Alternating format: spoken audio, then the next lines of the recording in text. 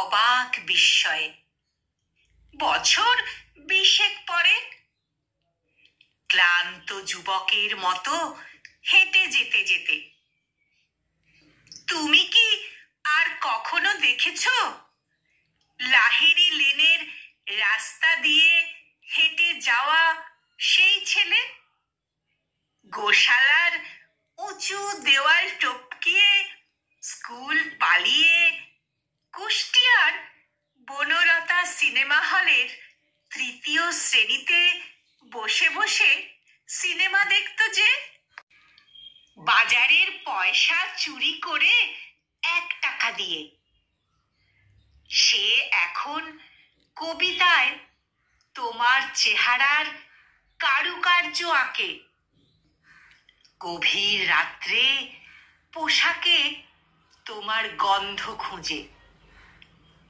নলডাঙ্গা গ্রামের সেই ছেলে পাচার হয়ে এসেছিল তোমাদের শহরে। সময়ের ঘূর্ণি পাকে দিনে দিনে গেছে তলিয়ে, ব্যর্থতার অতলে আধুনিক এই শহরে।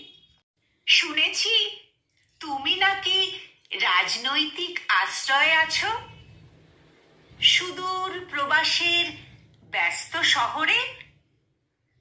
মাঝে মাঝে কালো সাপ ফনা তোলে তোমার দিকে। আজকাল তোমার পায়ের শব্দে আমার ঘুম ভাঙে মধ্যরাতে।